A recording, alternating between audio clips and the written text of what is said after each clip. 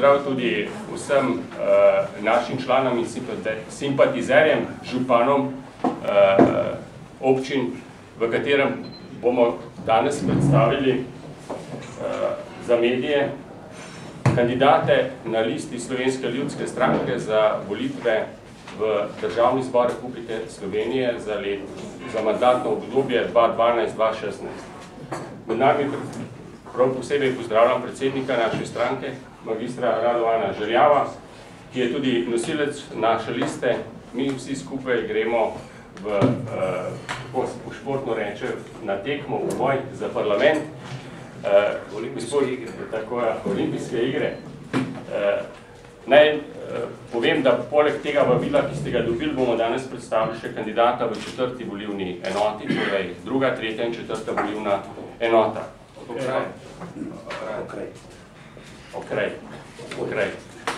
Okraj v 6. volilni enoti. Tako da popravljam, ne, sicer se imate to napisano, včasih se tudi kakšna reč zareče. Pa predajam besedo gospodu Radovanu Žerjavu, da bo predstavil naše kandidate.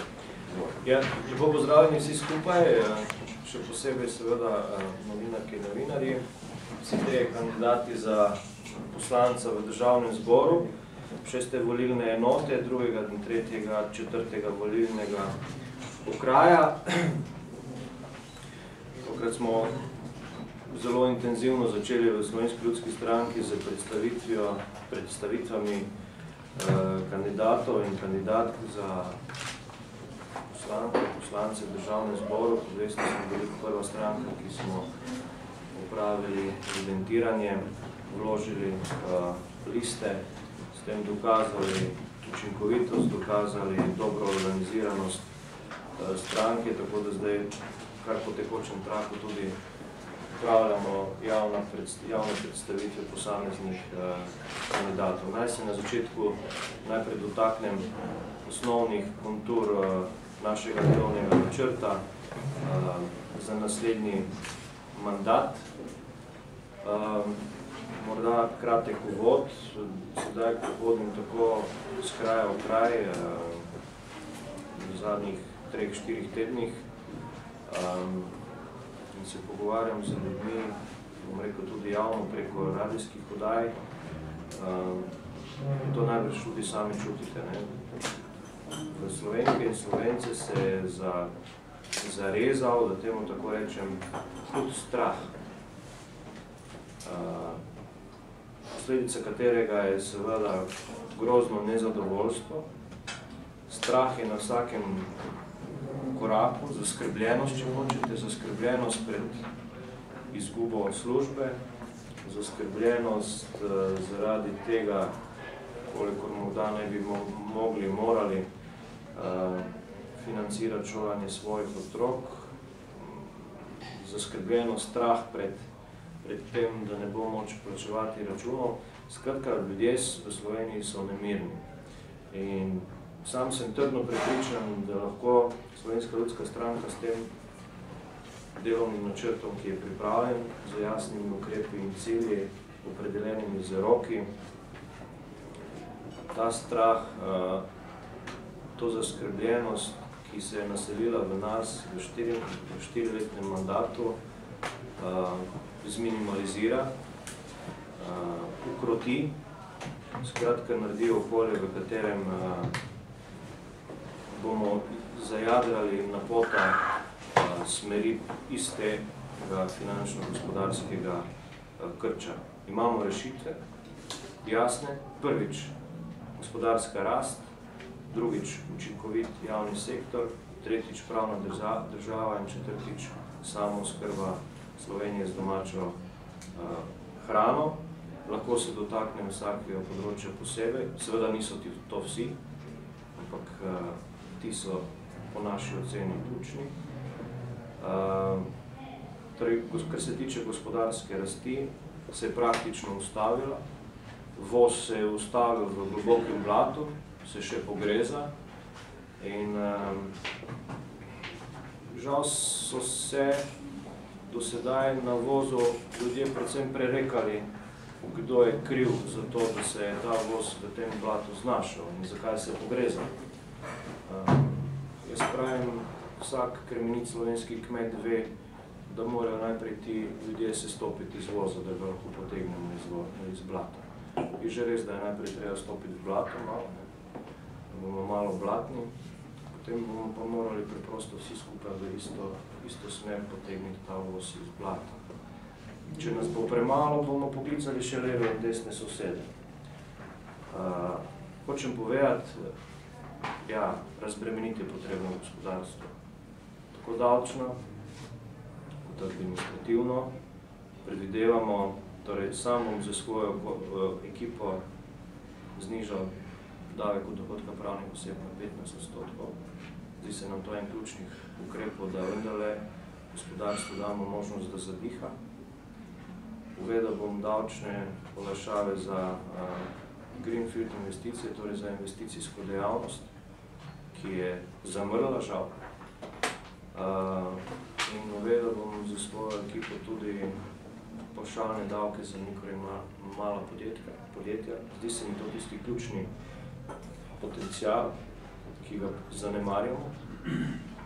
Zdi se mi, da lahko z takšnimi pavšalnimi davki tudi veliko naredimo na področju zaposlovanja, namreč predvideni so pavšalni davki, ki bodo vezani na število zaposlenih za nedoločen čas in na ta način želimo ta mikro in mala podjetja spodbuditi predvsem v smeri, da bodo hotela zaposlovati za nedoločen čas in da se jim bo to splačalo. Ne, da jih preprosto silimo z poslovnim okoljem, takšnim, kakršnim je, da iščejo druge rešitve. Delo na črno, delo na sivo, delo na vem kakšen, skratka na vse mogoče načine, študentsko delo in tako naprej, samo ne, da bi zaposlili človeka za nedoločen čas. Tako da, to so vsaj 3 ukrepi, jih je še več, lahko v delovnem načrtu tudi preberite. In tisti ključni, ki se mi zdi, kar se tiče administrativne razbremenitve, pa je to, da podjetnik, ki ima denar v žepu, če hočete finančno konstrukcijo zaključeno, ki ima v rokah projekte, mora gradbeno dovoljenje za izgradnjo investicije projekta, tovarne, tehnološke izboljšave dobiti čez noč. Ne more se zgoditi, da zaradi tega, ker ne dobi pravočasnega gradbenega dovoljenja v Sloveniji, išče svoje poslovne priložnosti v tujini, čez mejo, v Avstriji, Italiji in še kje. To je nedopustno in na takšen način preprosto gospodarski rasti v Sloveniji ne mora biti. In ne bo. S tem se je treba resno spopasti. Te pristojnosti, privilegije, če hočete, ki so se jih nekateri uzurpirali, preprosto vzeti. Ne more biti nek pomemben gospodarski subjekt, ki ima investicijo ranga 20-30 milijonov evrov za zaključeno finančno konstrukcijo, za predvidenimi 100, 200, 300 zaposlenimi, odvisen od dobre volje nekega državnega uradnika, tretjerazrednega v Ljubljani, da bo dobil gradbeno dovoljenje ali pa ne. To ne more biti. Tako da, na tem področju je potrebno narediti radikalne korake naprej, zato da bomo ta voz seveda lažje potegnili iz blata. To seveda brez odrekanja ne bo šlo, predvsem v javnem sektorju, kjer je potrebno stroške javnega sektora seveda znižati in toliko, koliko bomo seveda privarčevali na javnem sektorju, toliko bomo seveda tudi razbremenili gospodarstvo. Predvidenih je 10 ministrstv, to je tisti začetek in ker sem trdno prepričan, da je potrebno začeti pri glavi z zgledom v javnem sektorju pokazati in dokazati, da se misli resno. Ne mislim to s tem, bom rekel, nič groziti, želim povedati tako, kot je. Jasno, da je potrebno tudi tisti ljudi, ki v javnem sektorju delajo dobro in takih je veliko strokovnjakov, veliko vrhunskih strokovnjakov, tudi ustrezno nagraditi, ampak uravnilovka pa ne vodi nikamor. Torej, to je drugi segment, tretji pravna država. Glejte, spomnili se boste, bil sem še minister, torej to je že kar za nekaj časa nazaj, ko se je zgodila afera Čiste lopata. Jaz sem takrat zamenjal direktora kontrole zračnega prometa. To se je zgodilo sredi leta 2008, mislim, da tam maja nekje. Smo leta 2011, oktobra, pa še zadeva ni zaključena. Takrat so se sicer zgodile spektakularne aretacije, bili smo priča način, kot ga vidimo v mnogih filmih, ampak od takrat naprej praktično epiloga do sedaj še nima. Da ne rekel, sodišča prosijo na kolenih, da bi obdolženci prišli na obravnave. Imate, da ne jim skoraj pošiljamo protokolarna vozila, da bi prišli na obravnavo. In zadeve traja in traja in traja. Sporedno se je v Nemčiji zadeva zgodila v nekaj mesecih. Na isto temo. So bili ljudje obsojeni, bili kazni, so kazni plačali in zgodba je končana. Nas pa nam to nekako ne gre od rok, ali nočemo, ali ne vemo, ali nas je strah, skratka zadeve ne funkcionirajo. Smo totalno neučinkoviti. In odgovor na to neučinkovitost je ukinitev trajnega sodniškega mandata. Nemogoče je, da lahko človek za 30 leti s končano pravno fakulteto, z zaključenim državnim pravniškim izpitom in s 3 leti delovnih izkušenj kjerkoli, ne do sodstva, ampak lahko tudi v domačem svojem delu v podjetju, postane okrajni sodnik in dobi trajni mandat. Brez da bi vedeli, kdo je, kaj je, ali sposoben sploh upravljati ta poklic. In dobi, skratka, delovno mesto do konca življenja, dokler ne gre v penzijo.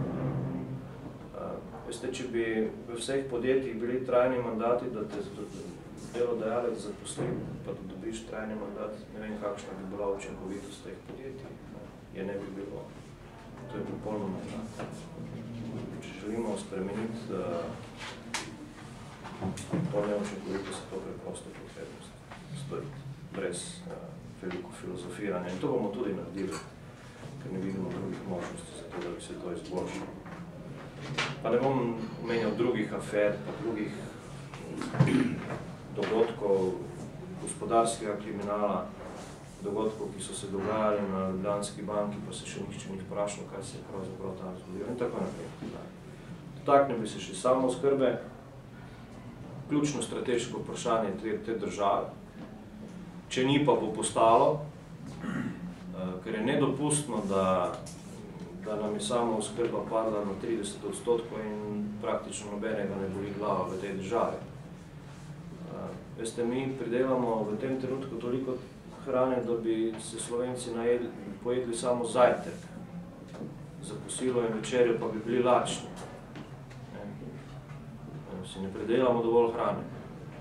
In v časih, v kakršnih smo, ko nas je doletela že ena kriza, lahko pa pride še kakšna druga, ko na policah špara pač ne bo tako polno, kot je sedaj.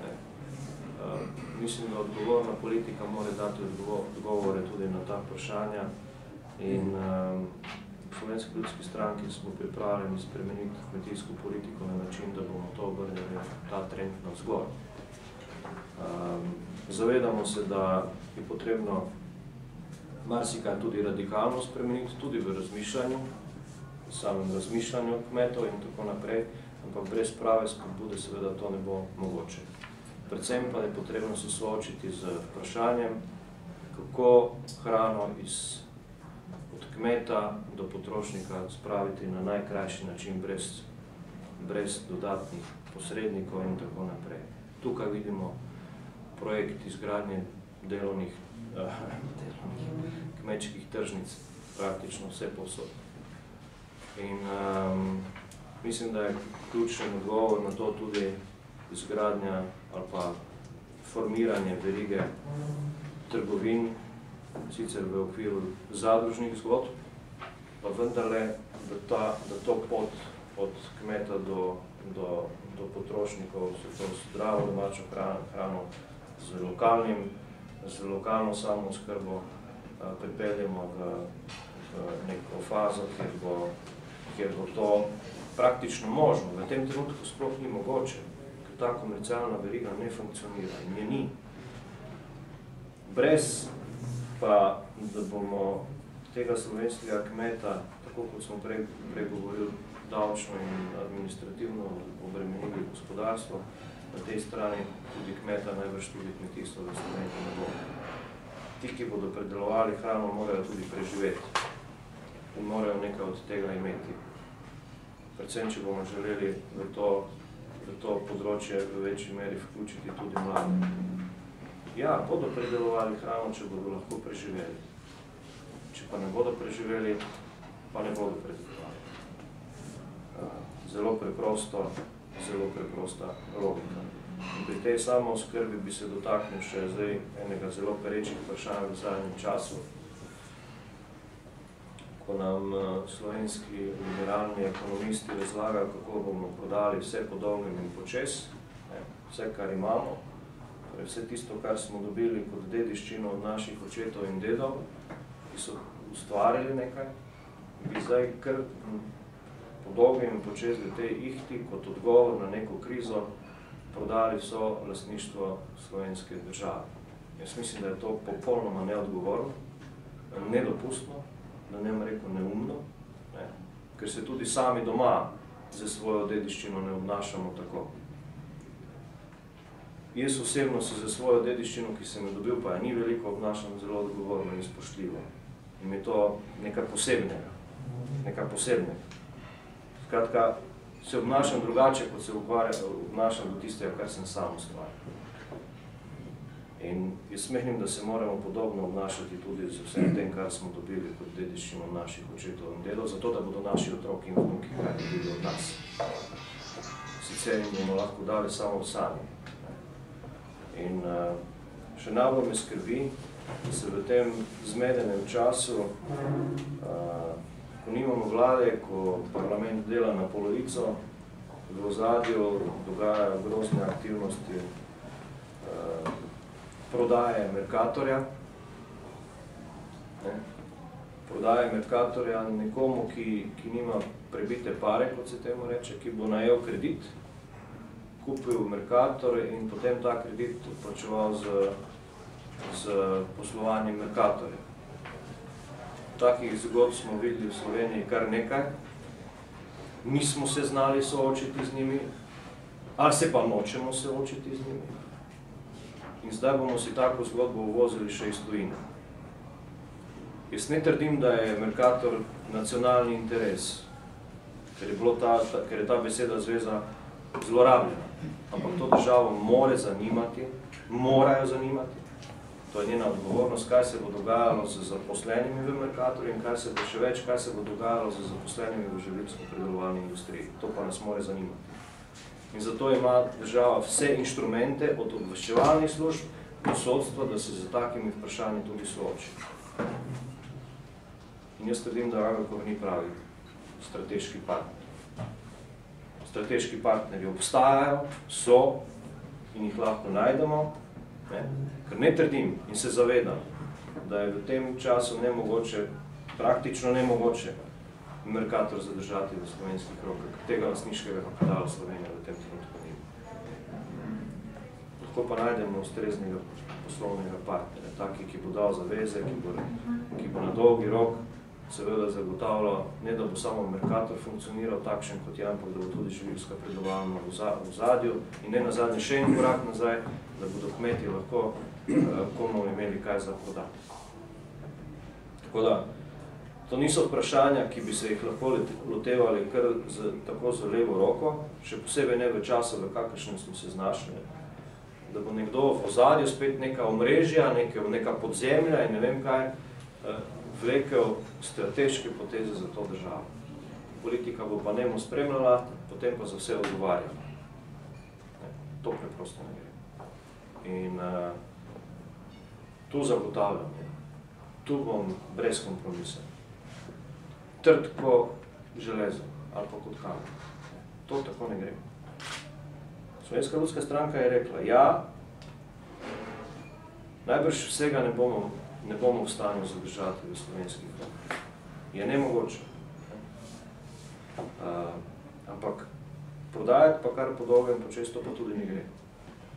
Ampak je potrebno res temeljito premisliti, kaj je zdaj v tem trenutku tisto, kaj bi mora biti, čemu bi se lahko odrekli in čemu na noben način.